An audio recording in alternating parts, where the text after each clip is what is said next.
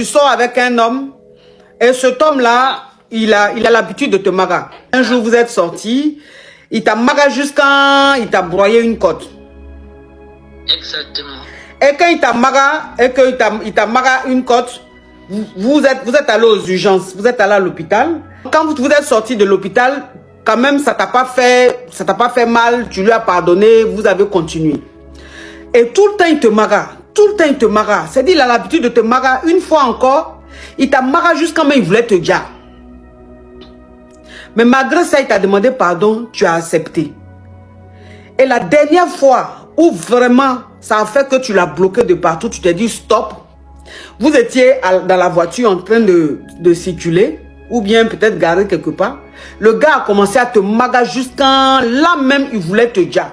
Voilà comment tu as sauté de la voiture toi-même et tu as fraya. Donc quand tu as fraya, voilà comment toi tu l'as bloqué de tout. Tu as bloqué son téléphone, bloqué sur les réseaux sociaux, bloqué sur WhatsApp et tout.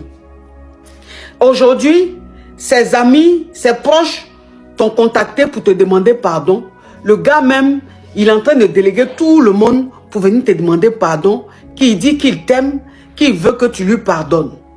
Toi maintenant, tu m'appelles pour me demander si tu dois lui pardonner ou pas. C'est ça?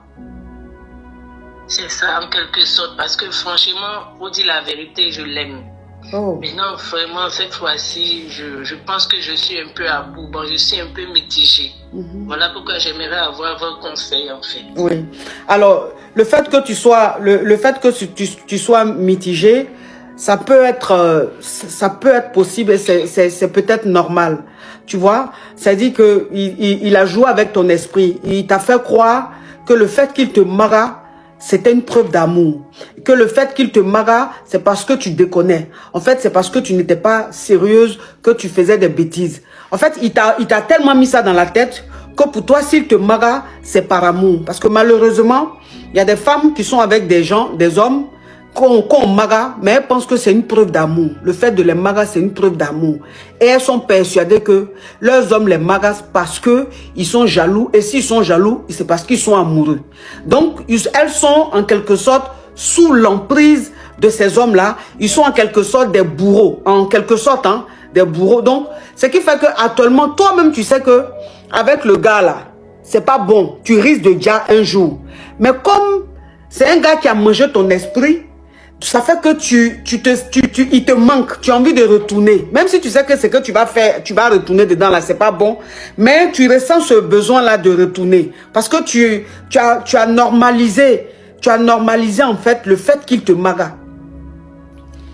Faut plus retourner avec cet homme là. Tu sais, il y a une caviar comme toi. Et ça, je vais le dire toujours. Parce que c'est resté dans ma tête. Et je me dis, plus jamais ça va se répéter. Il y a une caviar comme toi qui était avec un homme. Cet homme-là lui faisait croire qu'il l'aimait, qu'il était fou amoureux d'elle. Et en fait, il passait tout son temps à la maga. Mais il la magassait souvent même. Elle voyait Djali même en face. Et après, il lui demandait pardon. Il lui faisait comprendre que c'est parce qu'il l'aimait trop, il était trop jaloux.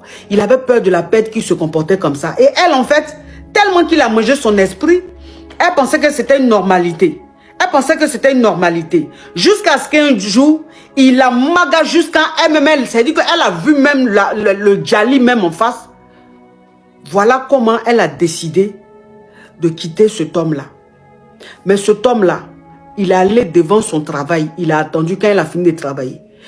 Pleurer qu'il a pleuré là. Il a pleuré jusqu'à il est venu avec ses amis. Pleurer jusqu'à demander pardon à la caviar là. Qu'il l'aime. Sans elle là, lui ne peut pas. Si lui, il n'est pas avec elle, que si elle ne le reprend pas, lui va se dire et tout. Donc quand elle a entendu ça, elle a vu ça. C'est ce qu'il t'a dit, non? Voilà. C'est comme ça. Voilà. Ces hommes-là, c'est comme ça ils parlent. On appelle ça de la manipulation. C'est ce qu'ils te font croire. Et c'est comme ça, cette caviar-là. Le gars, là, il a tellement pleuré, il a tellement fait semblant de l'aimer qu'elle lui a pardonné. C'est ce qu'elle ne devait pas faire.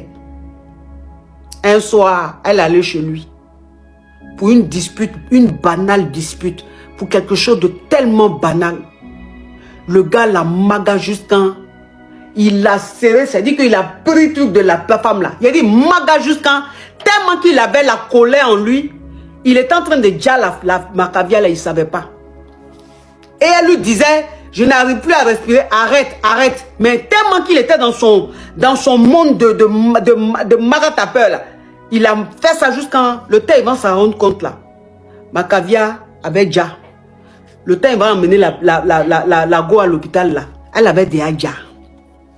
Tu comprends? Et elle aujourd'hui là, elle a déjà. Le gars là, lui il a envie. Alors que quand elle était avec ce toxique là, on lui disait de quitter. Moi-même quand elle m'a contacté, je lui ai dit, faut quitter le gars là. Il est toxique, quitte-le. Ce qu'il est en train de te faire, c'est pas de l'amour. C'est un homme qui est malade, il est dérangé. Aujourd'hui là, elle n'est plus de ce monde. Et j'ai pas envie que ça t'arrive à toi. Si dans la voiture, tu as réussi à fuir, tu as réussi à partir, Dieu voulait te sauver. Tu sais, Dieu là, Dieu il nous aide, Dieu il nous vient en aide.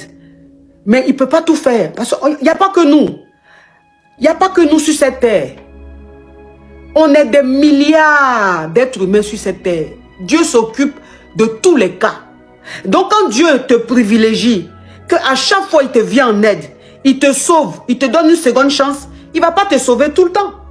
Au bout d'un moment, tu as un cerveau, il t'a donné un cerveau, c'est pour que tu finisses par comprendre. Mais quand tu ne comprends pas, Dieu te dit, bah écoute, moi, je n'ai pas que ça à faire. Et c'est ce qui est en train de se passer. Dieu t'a sauvé.